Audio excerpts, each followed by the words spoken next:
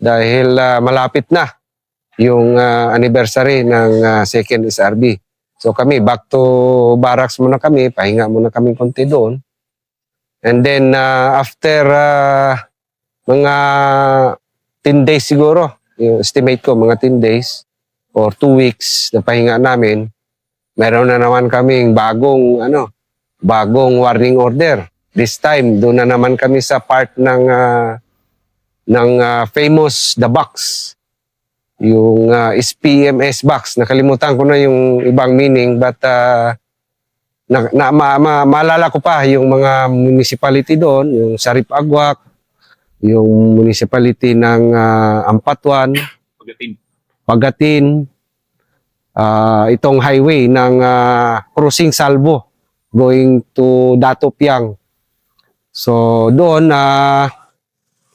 na-under na naman kami, na under the personal control na naman kami ng brigade. Kalimutan ko lang yung brigade, yung kay General Salazar. So doon na, planning na kami. Galing kami sa Pikalagan, dala-dala na namin yung mga mapa, yung mga kailangan sa operations. So the whole battalion na naman ang lakad namin dito.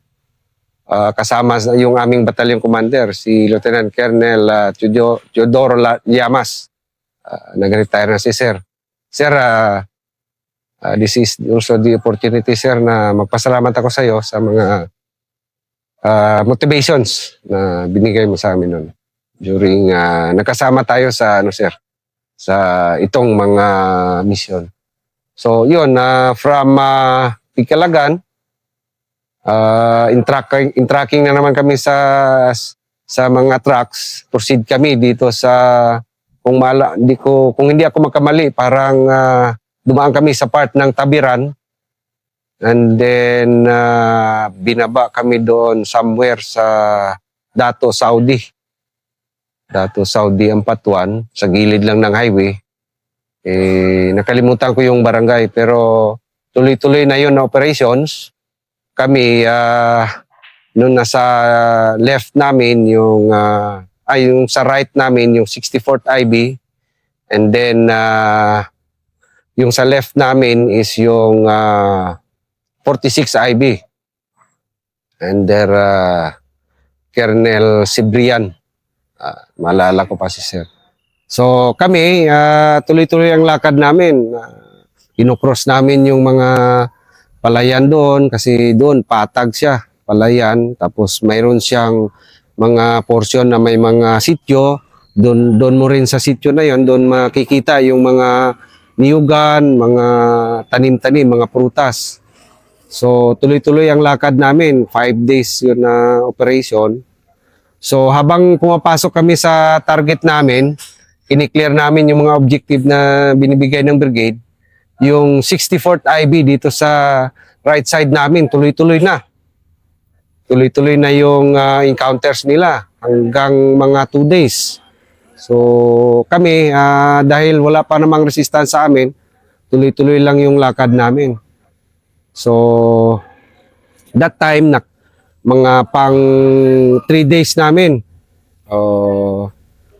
na-clear na namin yung lahat na objective namin. So sabi ni Batcom, balik na tayo.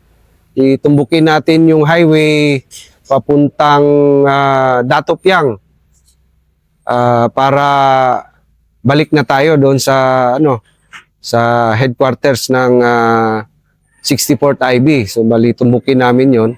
But nung palabas kami sa highway, tumawag ulit yung brigade. Itong sinasabi nilang objective foxtrot. Objective foxtrot nila ito. Natandaan ko pa sa mapa. So hindi pa na-clear. So medyo mahirap din kasi doon sa portion nila kasi malakas yung resistance. So since kami medyo hindi pa kami napabakbak, sabi ng brigade, bumalik kayo. Tutusok kayo dito sa part ng Pagatin, Dapyawan, yung barangay na yun medyo malaki na rin na barangay. So habang pabalik kami doon, nasasalubong na namin, marami ng evacuees, marami ng mga truck, halos lumalabas sila yung mga tao kasi dala-dala nila yung mga gamit nila. So, tuloy pa rin kami. Before namin pinasok yung objective foxtrot na yon, nag-ano muna kami, short halt muna kami, and then malapit na kasi yung tanghalian noon, kumain muna kami saglit. So, medyo mahaba yung ano namin noon, yung formations namin, leading yung I think 4th company, followed by 10 company, and then battalion headquarters. Tapos kami, 6 company, nasa buntot kami. Kami yung pinaka-rear noon. So, yun na. After mga ilang oras, mga 1 hour siguro, ng lunch namin, kasi nag-early lunch kami. Napabakbak na yung leading. So, tuloy-tuloy na yon hanggang ang estimate nga nila is namin lahat. Estimate namin siguro mga 18 hours, mga ganun. So, tuloy-tuloy na kaming bakbakan. So, doon, yung kalaban, halos day and night, gusto nilang i-penetrate yung defense namin. So, kami naman, yung ibang tropa, dandun lang sa irrigation, doon lang yung pwesto namin sa irrigation. Halos yung iba, kalahating katawan, nakababad sa tubig na yung ilang oras. So, araw-gabi yun. Tuloy-tuloy yung firefight namin. Mas matindi doon sa unahan. Yung sa 4th at saka 10 company kasi medyo marami na yung mga wounded nila doon. Dito sa amin, sa rear, yun nung patagal na yung firefight, yan yung ina-attempt ng kalaban na bubutasin yung right namin. Kasi dito sa right namin, yung battalion headquarters, tapos nandun din kami sa 6 company. So, tuloy-tuloy siya hanggang gabi, ginagapang kami. Nagapang kami ng kalaban. So, mga before pala yun, nakita ko yung before pala ng encounter na yun, nakita ko yung dalawang bakal since magkasunod naman kami ni battalion commander. Yung bakal na yun is actually dedicated siya doon sa 46 IB kasi tatawirin nila yung tulay doon, proceed to Dato Piang. So sabi ko sa kay sir, hindi pa naman na-engage itong itong 46 IB. Tayo sir, nag-start na yung halos nag-start na yung bakbakan sir sa unahan, sa 10 company. Baka pwede natin ma-request sir na i-suggest ko sa kanya na hilain namin yung dalawang bakal na mag-support sa amin doon. Actually, yun yung malaking tulong sa amin kasi doon sa shoulder ng daan na yun, may irrigation. So, yung daan medyo hindi naman siya concrete pero kayang-kaya ng tank at saka yung armor na pumasok. So, yun yung naglalaro sa amin, naglalagari sa gitna namin. Habang kung saan yung malakas yung firefight, kung saan yung malakas yung putok ng kalaban, pumapalo yung armor doon. Sila yung tumutulong sila para mag-deliver ng suppressive fires. So, yun. So, mga ilang oras din kami doon. Inabot kami hanggang madaling araw na firefight. And yun nga, sa kasabang palad, nung hapon na, mayroon ding nagbuwis ng buhay sa isang kumpanya sa 4th company. So, after namin na makuha yon, the next day, nag-advance ulit kami na company. So, nag-advance kami ng mga 1 kilometer. Part na rin yung clearing operations. Doon, medyo napabakbak din kami ng konti doon. And then, nakarecover ng mga gamit ng kalaban, yung mga bala, maraming bala yung nakuha namin doon. And then after that, bumalik na kami, nag-link up na kami sa battalion headquarters and nagstay na kami doon sa area na yon. Inoccupy muna namin temporary patrol base ng mga 3 days. So after noon, bumalik na kami doon sa doon kami nag-proceed sa headquarters ng 64th IB, nag-consolidate kami doon. Then konting review kung ano yung mga nagawa namin, kung ano yung mga nangyari during the encounter. So yun nga, sabi ko kanina, malaking tulong talaga yung armor kasi yun na rin yung nagamit namin na mag-provide ng evacuation, magiging sasakyan ng mga wounded palabas doon sa encounter site, and then pabalik sila na rin yung nag-escorts at nag-provide ng mga necessary resupply namin ng mga ammunition. So after noon, bumalik ulit kami sa Pikalagan and nag-proceed na kami doon sa Kumbal. Pinalitan namin yung 25th Infantry Battalion doon sa barangay Pikalagan, barangay doon sa isang barangay sa Mabini, no. So yun na naging area of operations namin, yung Mako, Mabini, and Pantukan. So doon medyo kahit na malalayo yung lakad doon, pero medyo high moral kami kasi malapit siya sa Tagum City. So medyo paano lang kami konti. May time na makapasyal din kami sa city. And yung operations kasi doon, hindi naman siya full as a battalion. Mayroong isang company. Then yung iba, the rest, magpahinga. So yun yung experience ko as a company commander. And eventually, na-relieve ako sa kumpanya dahil tapos na yung 2 years ko, and then I assume as operations officer ng 2nd SRB, and then later after 1 year and a half na-transfer na ako, and yun, nag-stay rin ako sa 2nd SRB ng mga 8 years more or less, and then napunta na ako ng headquarters Sukum sa Sukum PA sa Fort Magsaysay. And so yun yung experience ko as company commander ng 6SR Company.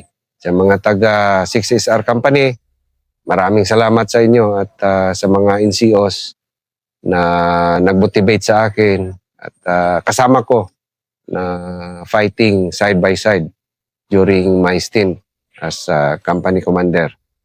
And gusto ko ring pasalamatan yung aking mga mentors, Colonel Boysen Gawidin, sir, Colonel Ricarte Dayata, sir, and of course, may battalion commander sa 2nd SRB, si Colonel Teodoro Llamas. Maraming salamat, sir.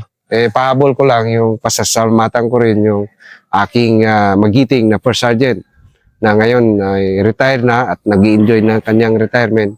Siguro wala na akong wala na kasi tayong contacts, wala nang balita. Pero kung makita mo tong interview ko na to kay Sir Dennis Iclarin, kumusta sa'yo first?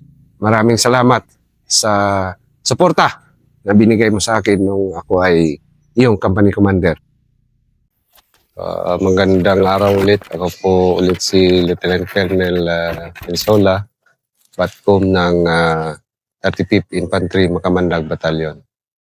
So after ko na-relieve ng 1st Scout Ranger Regiment, na-assign ako sa SOCOM headquarters as admin ng G1 or personnel officer ng G1 SOCOM. So doon, ibang environment na naman, more on administrative works, of course, yung mga papel na sinasubmit ng ating tropa when it comes to their reenlistment and retirement and procurement. Then, naging procurement officer din ako doon ng mga candidate soldier. That was in 2012. So, after noon, naswerte din ako na napagbigyan ng Philippine Army that time after my stay sa headquarters SOCOM. Na-assign po ako sa TRADOC. So, doon sa TRADOC, na-assign ako sa 3rd Army Training Group. Yung that time nasa Lapu-Lapu, nasa Cebu. Sa Cebu kami. And then eventually, bumalik na naman ako sa part ng Mindanao. Kasi Cebu, Visayas duty naman ako. And then more or less 1 year, I was transferred doon sa 4th Army Training Group na naman, doon sa Bukidnon, sa Malaybalay City. And after mag-stay doon, nung mga nag-handle ako ng mga courses sa ating mga NCO, yung required na schooling nila for career advancement after ako stay doon as course director ng ETG, naipatawag na naman kami this time to undergo the staff officer course. So medyo mahaba-haba yung staff officer course namin noon sa Army. Ito yung tinatawag namin noon na SOC o staff officer course. So doon, back to school na naman. And then nag-graduate kami ng sometime January 2017. And hindi na ako nakabalik sa TRADOC dahil nilipat na naman ako. I was reassigned after graduation, assigned ako sa 5th Infantry Division doon sa Isabela. So, nung nag-report ako sa Isabela, after my courtesy call, nalaman ko na may isang brigade ng 5th Infantry Division dito, yung 501st Brigade noon, dito naka-station sa Sulu. So, nag-decide yung division at nagbigay ng order sa akin na to proceed dito again, dito sa Sulu as XO of 21st Invincible Battalion. So, immediately, nag-report ako dito. That was, I think, March of 2017. Nag-report ako dito sa 21st IB. So, at that time, medyo, medyo makapal talaga yung kalaban dito, particularly yung Abu Sayyaf. So, nag-report ako sa batalyon, and then konting orientation dito sa Danag. Yan yung Danag kasi noon, yung base ng 21st Infantry Battalion. So, yung mga kasama ko na naman doon is halos 90% mga taga-Norte, mga taga-Mountain Province, taga-Kalinga, and a few from dito sa Isabela ng mga tropa.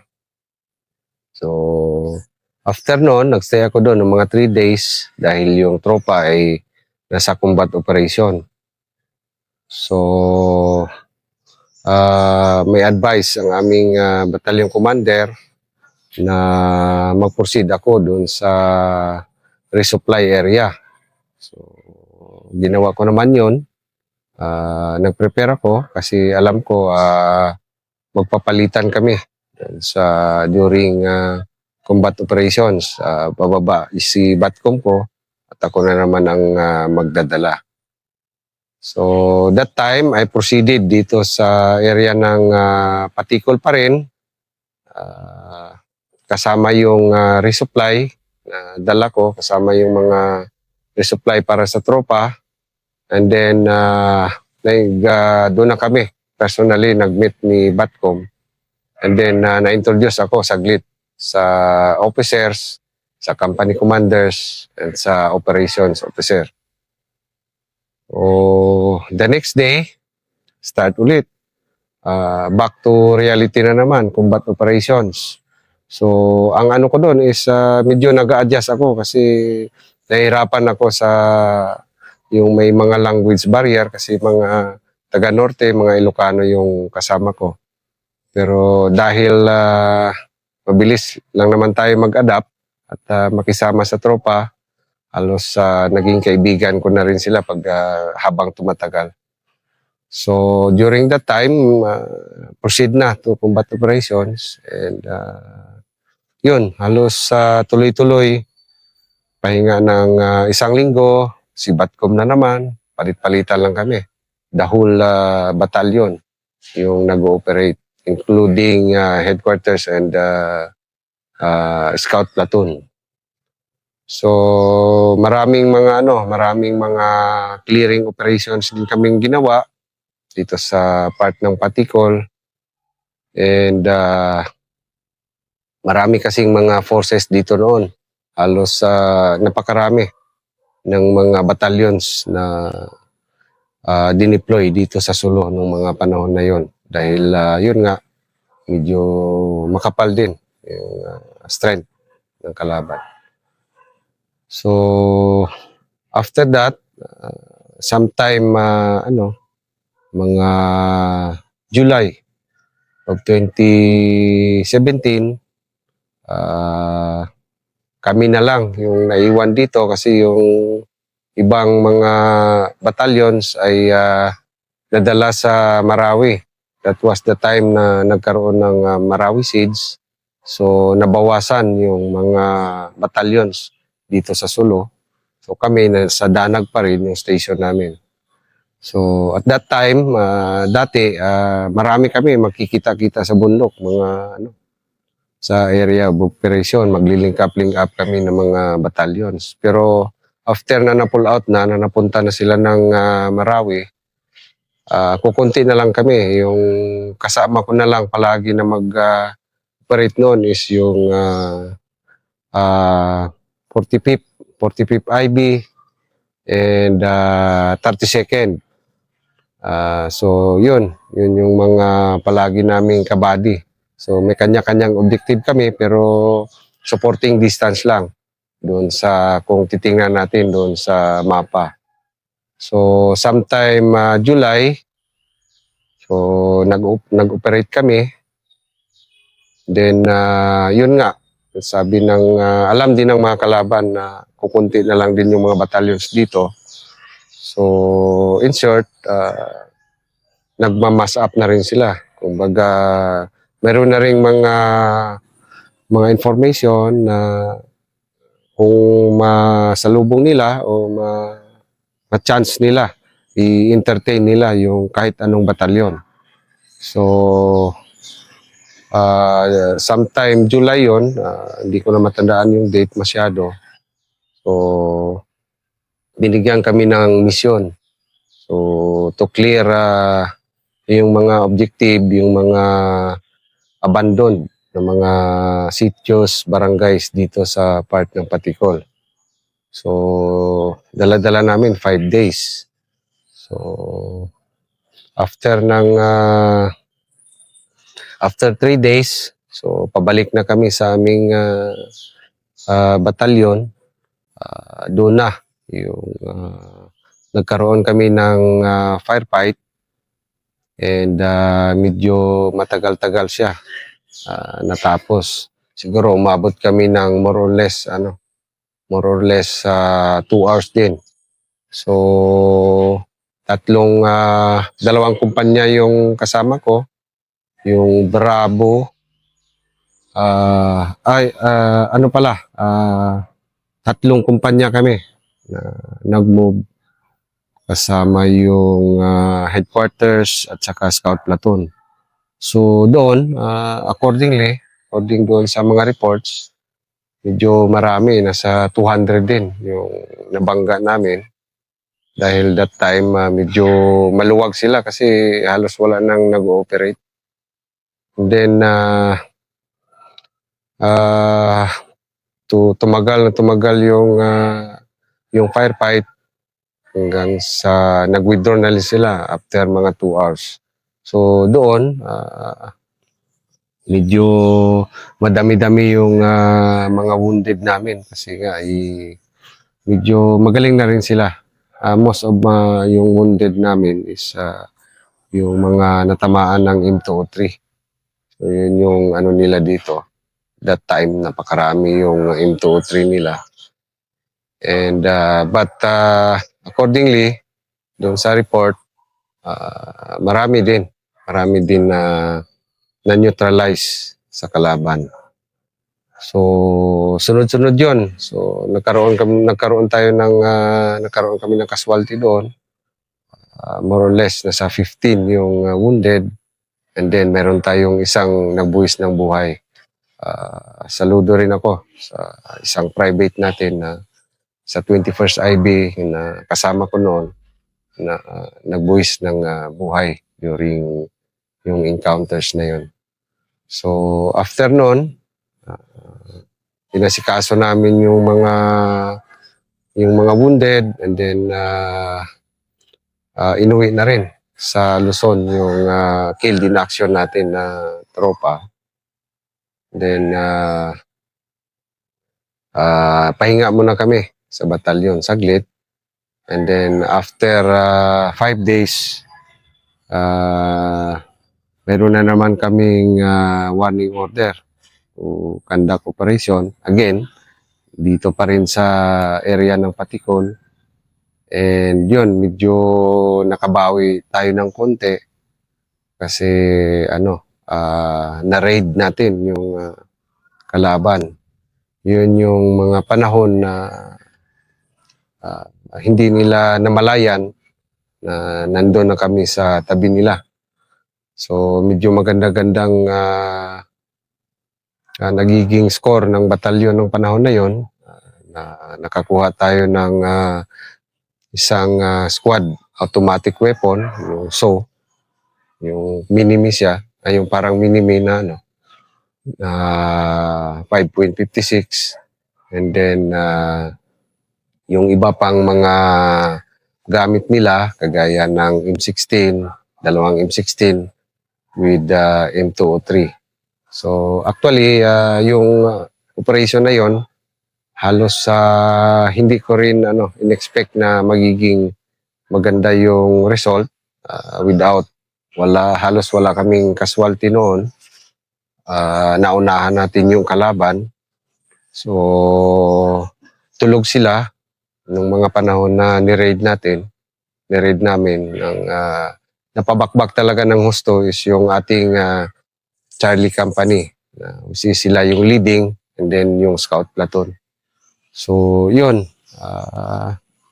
medyo bumalik yung fighting spirit ng tropa noon dahil yun nga, nakascore ng maayos.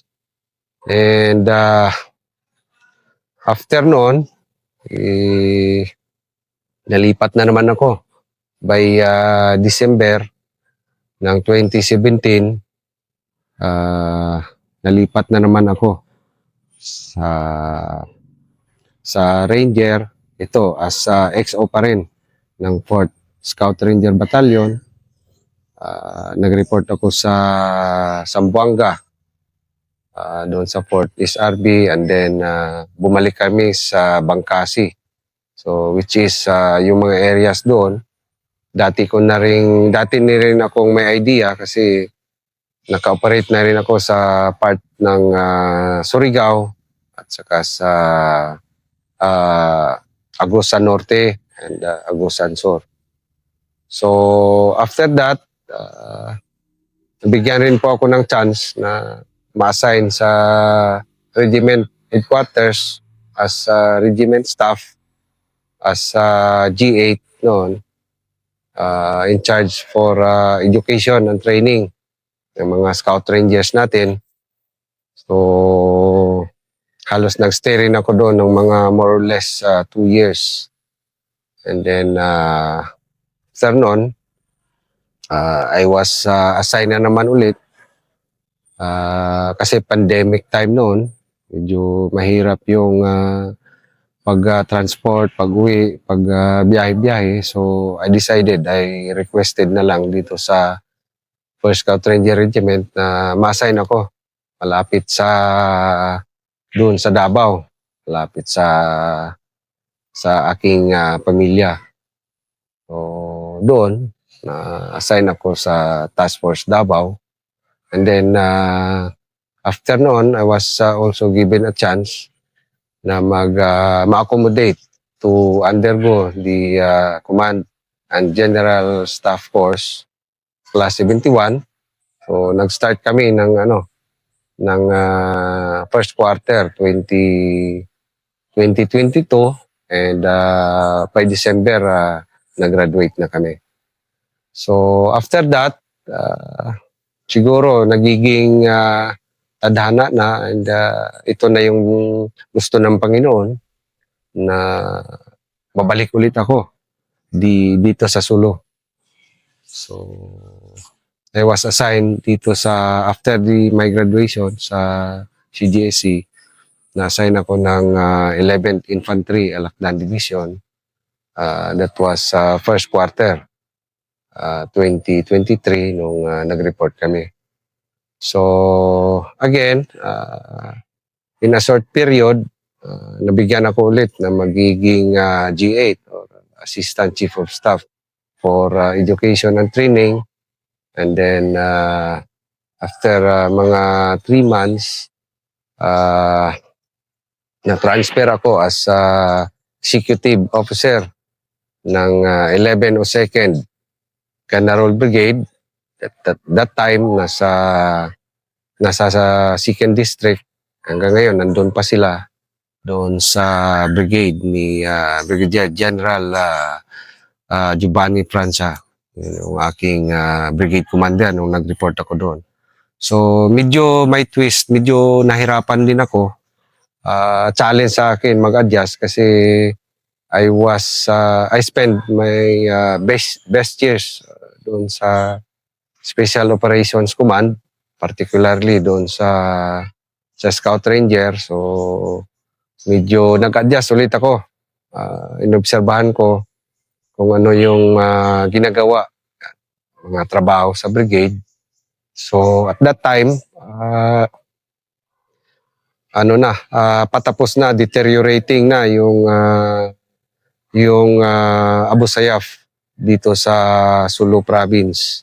So yun nga, yung dahan-dahan na silang nagbalik loob sa gobyerno dahil marami na rin silang nalagas sa kanilang hanay.